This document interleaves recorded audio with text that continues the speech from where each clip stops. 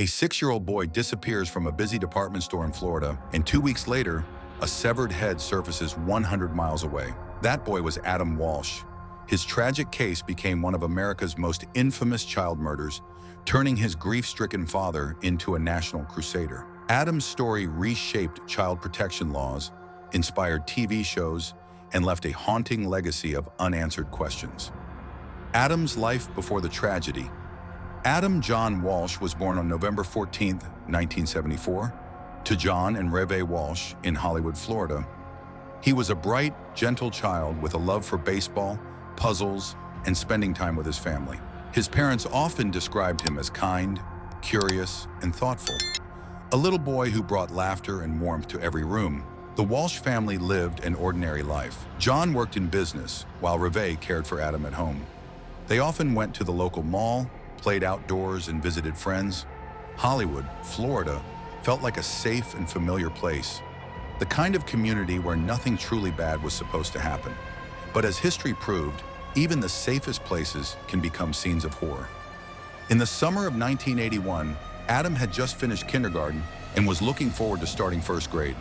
He was excited about new toys, summer adventures, and his next birthday.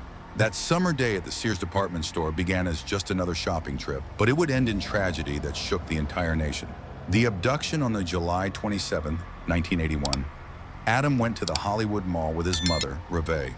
She stopped at the Sears store to look for a lamp on sale.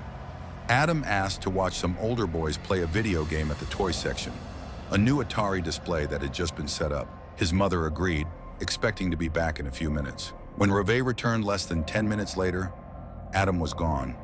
The older boys had been told to leave by a store security guard, and Adam, shy and polite, followed them out, likely thinking he had to leave too. He ended up outside the store, alone and vulnerable.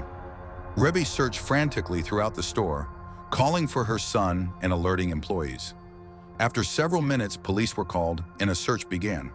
Flyers were printed and local radio stations broadcast his description. For 2 long weeks, the Walsh family clung to hope that Adam would be found safe.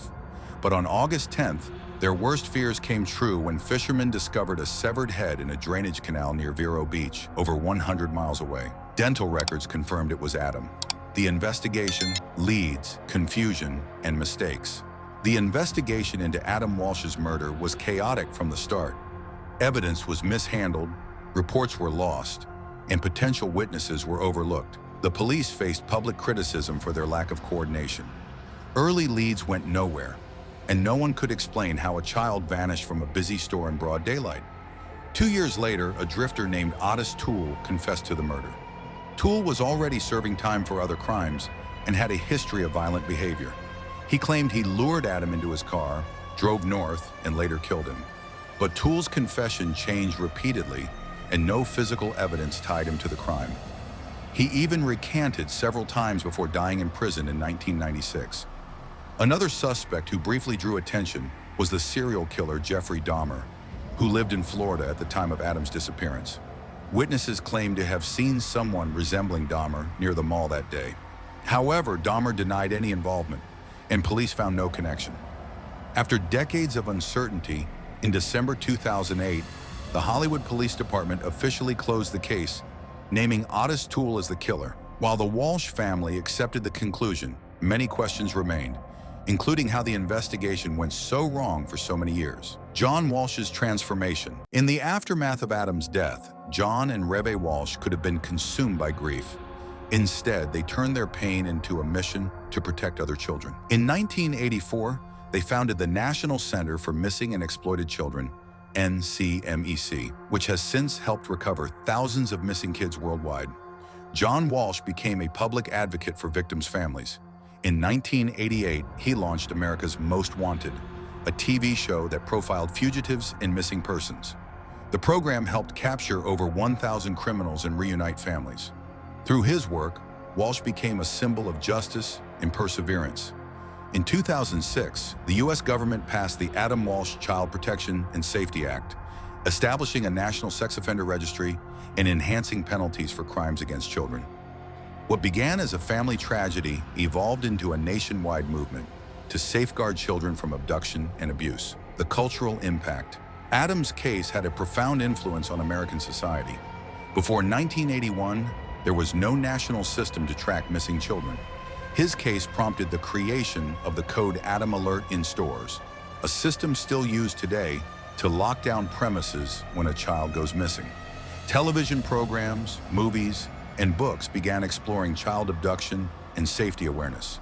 The public learned about the dangers of child predators and the importance of fast response systems. The faces of missing children began appearing on milk cartons in the 1980s, a movement partly inspired by Adam's story. John and Revé's advocacy transformed private tragedy into public change. They appeared on national television, testified before Congress, and helped shape modern child safety legislation. Even decades later, Adam's name remains synonymous with protection and reform. The unanswered questions.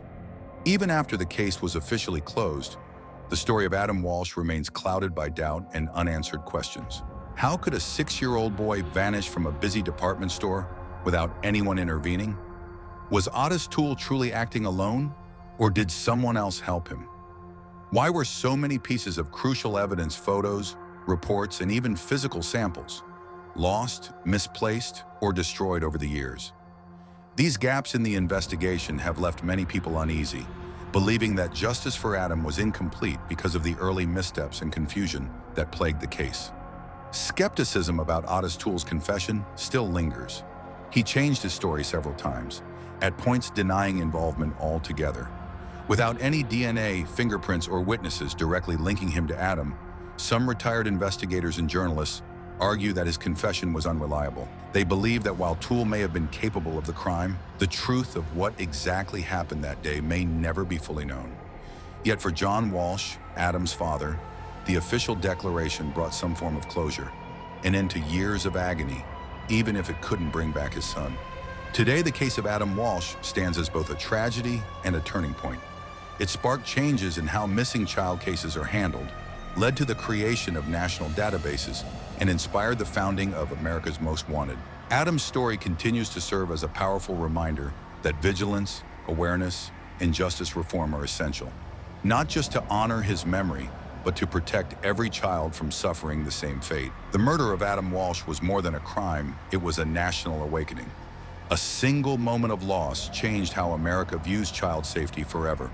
Through his parents' relentless fight for justice, Adam's legacy became a movement that saved countless lives. His story is heartbreaking, but it also carries a powerful message.